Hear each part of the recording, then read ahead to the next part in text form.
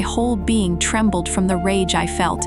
It coursed through me like a river of pain, and I was going to transfer it all to her.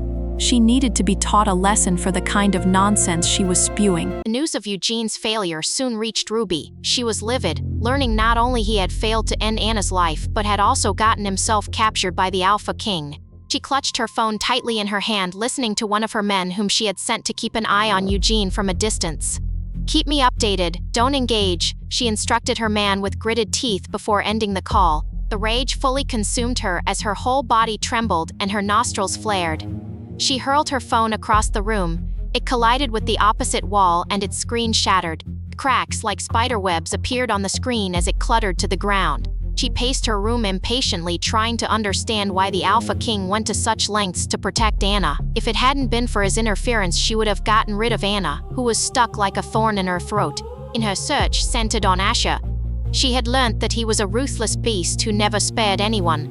Rumors circled that he even killed his lovers after a while. Why was Anna involved with such a man? Was there something special about her? Or was she so desperate for revenge that she was ready to risk her life in the process? So many questions clouded Ruby's mind as she frantically paced while her hands clutched her hair in frustration and jealousy. Anna, fucking Anna! What does the bitch possess that I don't? What's so special about her? Does she have a glittering hidden bloom that everyone can't get enough of? Or a pair of soft peaks that shine like some stupid unicorn's prize? She ground her teeth as her whole being writhed in envy. She wanted to get rid of the woman who was on the brink of snatching everything away from her. Everything she had so meticulously built. Hearing her cursing and the sound of her shattering phone, Noah came running to the room. He threw the door open and entered with his eyes wide. "What happened?" he inquired, his eyes darting in Ruby's direction. Seeing him, her whole demeanor changed. The scowl turned into a pleasant smile and her tensed shoulders relaxed as she face-palmed herself with a hearty laugh. "I am such a klutz. I dropped my phone and broke it." Noah's eyes traveled to where her phone lay broken, with pieces scattered all around. He said with a slight concern, "It's all right as long as you are safe. I was concerned that something had happened to you." Feeling slightly guilty and trying to shift the conversation away from this topic, Ruby asked, "Why were you looking for me? Anything important?" Noah stepped inside the room and closed the door behind him. He turned to face her before speaking. "Yes, Alpha Lancelot from Dark Moon Pack has invited us to a dinner party. It's being held to welcome Anna back to Howler City." Ruby bristled hearing his words. That fake facade crumbled and her real face was revealed as she shouted with her fist raised. "You went behind my back and collaborated with her and Alpha Lancelot. What's going to be next? You will bring her in the pack and hand it over to her? You were too blinded to even recognize her, and now you can't even see how she is about to take over and push us out." Noah needed Ruby by his side, and she had a point. They needed to work together and put a joint front. "It wasn't my decision, Ruby. It was Alpha Lancelot's, and I need you so we can dispel any concerns he might have. We need to be smart on how we handle this situation," Noah explained in a soft tone, so Ruby wouldn't be provoked any further. But Ruby's rage was touching the roof by that point. If that bitch had died, we wouldn't be in this situation to begin with. Why did she have to return to disrupt our lives? Noah's anger surged at her words. The calmness evaporated into thin air. He lunged at Ruby like a predator and had her throat in his death grip, choking her. Ruby's eyes bulged out of her sockets at the force he applied. His face had contorted into a devilish look as he revealed his true face to her. "You better listen to what I have to say and follow my commands without questioning them. Failing to do so, I will make you disappear before you touch a hair on Anna's head. Fall in line because I am the one in authority here," he bellowed. His eyes glowed like raging fire pits. Ruby was frightened out of her wits as she struggled to breathe in his hold. He finally let her go and she rubbed her reddened neck. Bending down, she took deep gulps of oxygen to fill her burning lungs while Noah coldly watched her. Her whole body trembled from the experience. She shifted gears again and quickly adjusted herself while straightening up. "Noah," she began sweetly, like the vixen she was, "I apologize for my behavior. It's just that I love you so deeply that I lose my mind whenever someone tries to get closer to you." Tears welled up in her eyes as she watched him with affection. Noah's heart instantly softened seeing her tears. Quickly he embraced her and rubbed her back, trying to comfort her. She shivered in his hold. "You are very important to me, Ruby, and are true Luna of this pack. I couldn't have done any of this without your efforts. Don't worry, no one can replace you," he told her in a cold, dark voice. His tone was gentle, but it bordered on madness. A strange glint in his eyes told that he was planning something evil. "I am going to kidnap Anna during the banquet and lock her up in our dungeon where she will remain, forever," he evilly thought to himself as the wicked glimmer in his eyes intensified. I took a warm bath, letting all the sweat and fluids from our encounter last night be washed away, taking extra care to not wet my bandages. Changing into the dress Asher had ordered for me, I slipped out of the bathroom. Asher was still sitting on the sofa but held out his hand. His eyes momentarily scanned me and my damp hair, but then he averted his gaze. "Here, you dropped your phone." Oliver retrieved it. A sense of relief washed over me seeing my phone intact. Oh, what a relief. I let out a hearty chuckle and plucked it from his hand. Our fingers met for the briefest of seconds, making a shiver run through me. Punching in my code, I opened my phone and saw Alpha Lancelot's message. Clicking it open, I read the message, which turned out to be an invitation to a banquet he was holding in my honor the very same night. He was requesting my presence.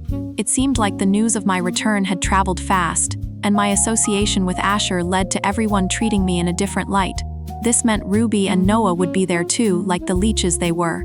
It was time to settle some old scores. After what Ruby had tried to pull, I wished to wring her neck, but all in due time. First, I had to attend this banquet. Seeing me lost in my thoughts and all dressed up, Asher said while getting up from the chair, "We should head back. Oliver is expecting us." I was dying to meet him and knew he would be worried sick for me. We finally left the room and headed towards Asher's home. His black Mercedes was waiting for us. The ride home was quiet. Asher was busy on his phone. But we made a stop near a pharmacy and Asher's driver went to retrieve something. On his return, he handed a brown bag to Asher. Once the car began, Asher handed the bag to me and stated, "Take these medications for a week so your shoulder can properly heal. Pack doctor can take a look later." I smiled at his care and concern. Quietly accepting the bag, I responded, "I have been hit worse. I'll heal quickly, don't worry." He nodded in understanding. His eyes flickered with concern as the ace began to move again.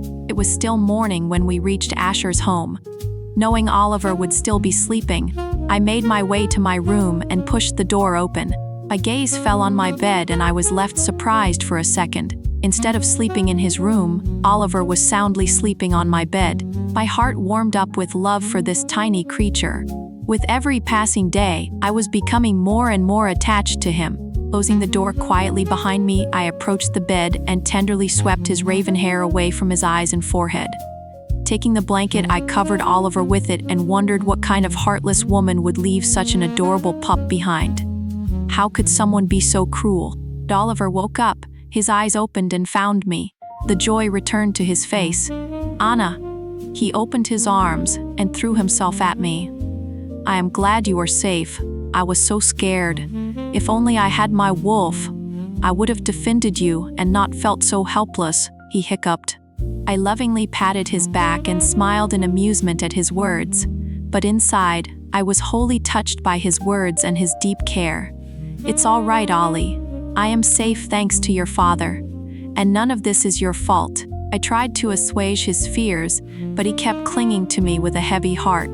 "Why don't I make you breakfast?" I asked, trying to divert his attention, and he quickly agreed. I asked Oliver to freshen up and change while I went to the kitchen to fix breakfast for him. Although my shoulder still ached, I wanted to do this for him. I fried eggs and made toast and milkshakes. Laying it down on the table, I waited for Oliver. Once he joined me, we had a hearty breakfast, and Oliver commented, "I wish I could eat such breakfast for all of my life." I pinched his cheek, and before I could respond, we heard Asher's deep voice. He had just entered the dining room and filled it with his presence. "Well, if Anna can become your mom, this problem can easily be solved. You can always have breakfast fixed by her." There was no mockery in his voice, but playfulness. My eyes wavered to him, and I found some suggestiveness too. I hadn't imagined him to bring it up so soon again since I refused him earlier and asked for some time. But he wasn't even being rude and had said it jokingly. I smiled back at him in acknowledgement. "Dad!" Oliver rushed to his father and hugged him in joy. "Thank you for bringing Anna back. I told you I will." Asher pinched his nose with his index finger and thumb, but Oliver's eyes narrowed at his dad, and he let out a mocking sound before speaking. "Don't think that just because you rescued her, she is yours. She is my mate, and I won't let you steal her." Asher heartily chuckled hearing his son's words and occupied a chair beside him. Surprisingly, he took a bite out of the breakfast I had made and faced Oliver. "Too bad you are just a tiny kid with still no wolf. It will take a while to get there," Asher teased. "I'm going to grow up real quick, and once I have my wolf, my first decision will be to take Anna away and make her my Luna." Oliver scoffed back at his father. Seeing them bicker so childishly, I had to step in yet again. "Sorry to burst everyone's bubble, but I am not going to be anyone's Luna. Instead, I am going to become the very first female alpha of Howler City," I promptly told the father and son duo. While Asher snickered and crossed his buffed arms against his chest, Oliver's lips quivered and downturned. His oceanic eyes welled up with tears as he threw himself on me. "Don't leave me. Dad's the one big bad wolf. I am the cute one." He made puppy eyes to emphasize his point, and I couldn't help but burst out laughing. Inching his extremely round and cute cheeks, I asked, "Would you like to attend a banquet with me tonight?" Oliver excitedly agreed to my invitation and then cocked his eyebrow at his dad, trying to rile him up. He was trying to prove the point that I invited him but not his dad. I had to shake my head at Oliver's cute antics. He had always been competitive with his father when it came down to me. This time Asher remained calm and didn't get provoked by Oliver's actions. Instead, he turned to me and spoke in a calm voice. "Anna, I need to return to my pack on urgent business. Oliver has school, so I am leaving him in your care. Take care of him." I was slightly taken aback by his words. I had believed he would take Oliver with him, but it seemed like I had earned his trust. "You won't have to worry. I will take care of him." Asher nodded and continued to speak. "Keeping in mind the recent events, I have ordered 2 special watches for both of you. They have special trackers installed in them, so in case something happens, I will be able to track both of you." Asher reached inside his pocket and extracted 2 unique digital watches. He handed the slightly smaller one to Oliver and the other one to me. They were a set, a parent and child watch set. I accepted it and observed it was an expensive piece of watch with modern tech. Oliver was overexcited to see it and quickly placed it around his small wrist and clasped it. He waved his arm in front of us while jumping on his feet in excitement. I ruffled his hair with a smile. Seeing his happy face always brought immense relief to my heart. I wore mine too and threw Asher an appreciative glance. "Thank you." Slight smile tugged at his lips at my words. He bent down and hugged his son. "Be good and listen to Anna," he instructed. "You know I will." Oliver winked at his father, and he couldn't help but softly smile at his son. Asher left soon after that. Oliver and I sat down and watched cartoons for a while before getting up to get ready for the banquet. I showed them a few dresses to Oliver, and he chose a violet-shaded off-the-shoulder gown with sequins for me. I was delighted to see his choice. As the evening fell, we got ready and headed out towards the dark moon pack with Asher's driver. Reaching the hole, the driver opened the door, and we descended the car together.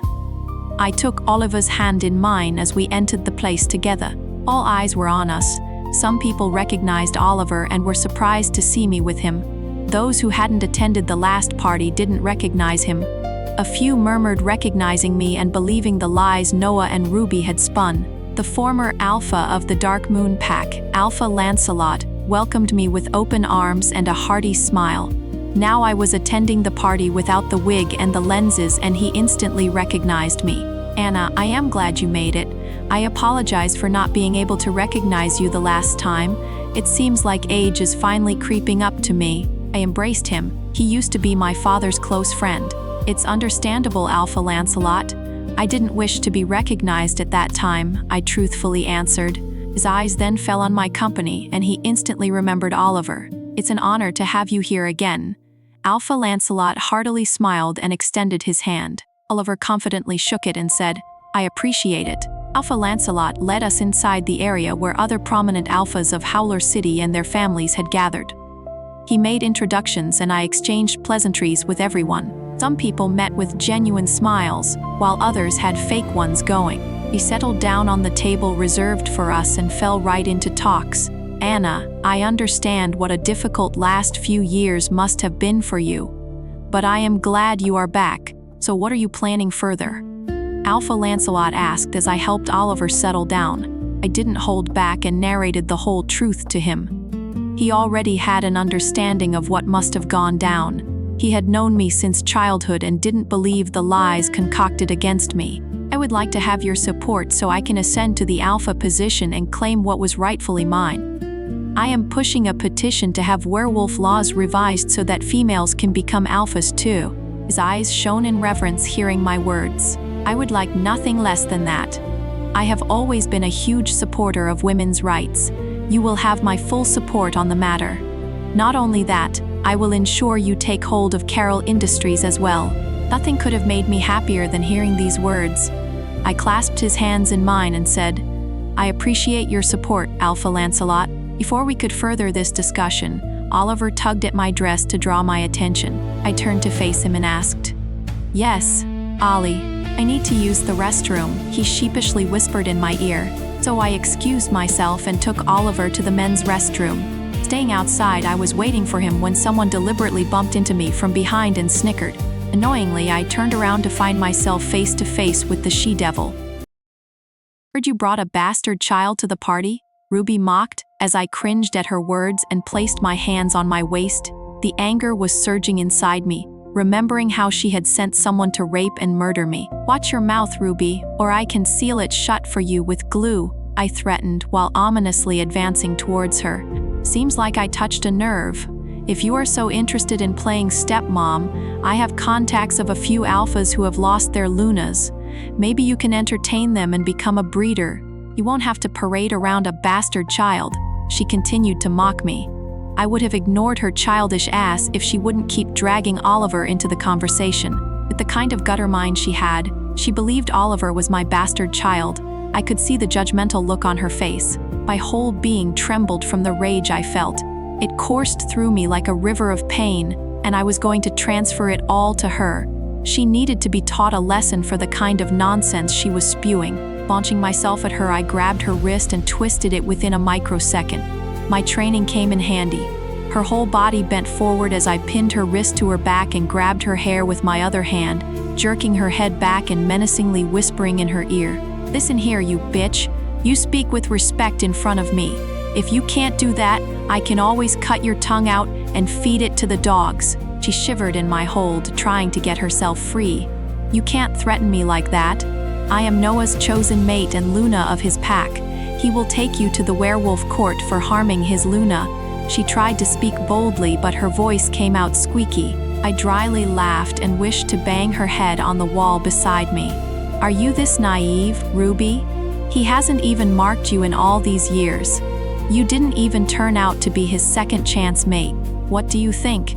How long will it take for him to toss you aside once he finds his second chance mate?"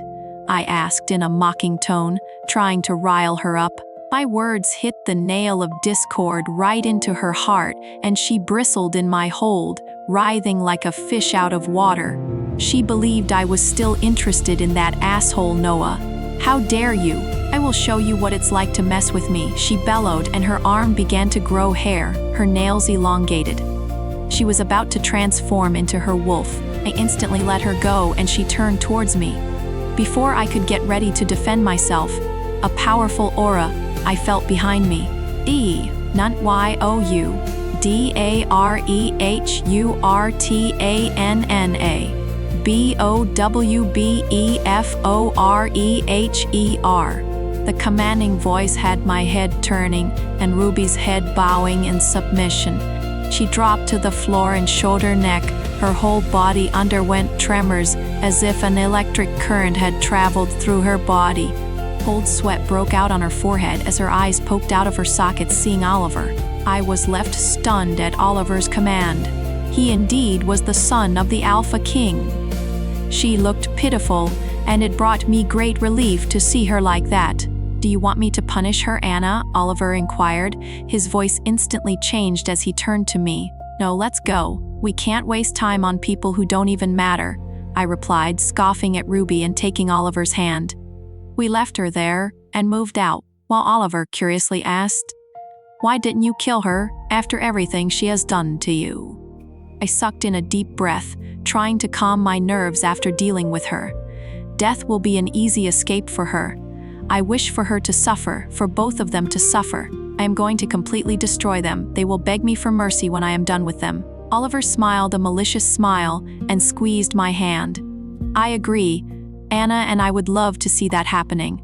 We arrived back at our table and Noah had joined the other alphas too. Seeing him made a scowl appear on my face again. His eyes flashed with some hidden emotions and motives I needed to decipher. Seeing us back, Alpha Lancelot stood up with a champagne flute in his hand and demanded everyone's attention by clicking a spoon with his flute. I picked up mine as well. Once everyone had diverted their attention towards Alpha Lancelot, he began to speak. "As you all know, Anna has returned to Howler City after 6 years to reclaim her pack and to negate all the false charges against her. This banquet has been held to welcome her back and extend our support in her endeavors to reclaim what she lost." Loud murmurs, shaking and nodding of heads followed, but Noah's face turned beetroot from anger hearing the announcement. He was the self-proclaimed alpha of the pack when in reality he was just an usurper. The Alpha Lancelot's words had challenged his authority and he wasn't pleased. Stepping forward, he angrily demanded, "Is this why you invited me, to humiliate and challenge my authority? Seems like the Dark Moon Pack is declaring war against my pack." His words were followed by a silence of a few seconds until I broke it. "You are one to talk on what authority?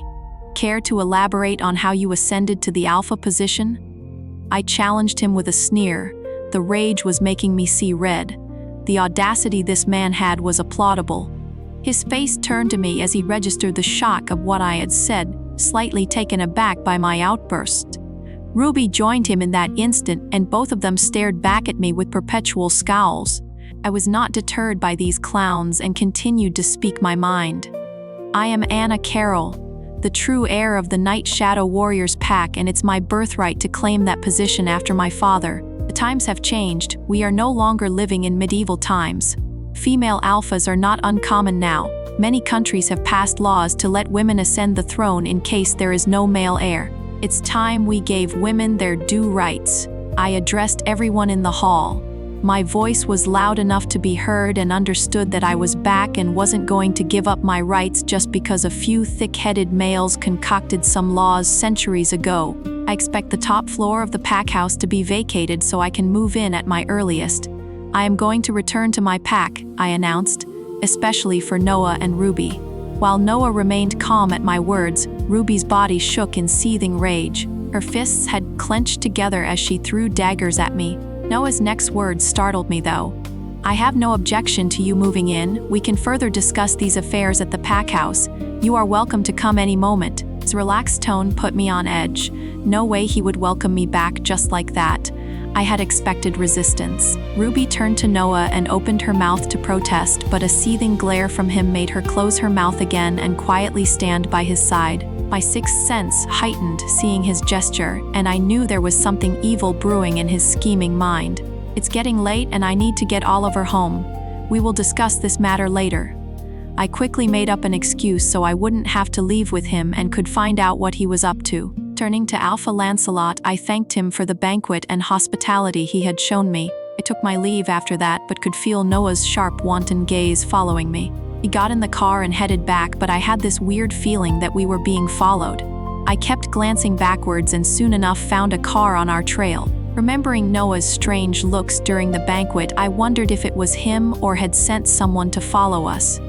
I asked the driver to take some random turns, and my suspicions were proved true when the car remained on our trail. It was time to teach them a lesson. "Take the dirt road and park the car on the side," I ordered the driver. I didn't want any humans to get caught in our interaction and what I had planned. The driver had become tense as well, seeing we were being trailed. He kept glancing at the car from the rear view mirror. As soon as our car slowed down, so did the car trailing us. Once we halted at the side of the road, I threw the door open and told the driver, "Keep Oliver inside, I will deal with this." He was apprehensive but nodded, but Oliver clutched my hand and spoke. "I will not remain inside. Nothing will happen. I trust you." I let him follow me outside and averted my attention to the car. A group of rogues had already emerged from the car and were fast approaching us. They were 4 bulky men with menacing looks in their eyes. I was least bothered, though. Oliver stood by my side with his spine erect. "Why are you people following me?" I asked the man in the lead with a cropped haircut. He flashed me a smile, showing his chipped front tooth. "We just want the child," he replied in a brashy tone, diverting his smile towards Oliver, who quickly masked his persona and acted scared, slouching his shoulders. I was a bit taken aback by his words, having assumed they were after me.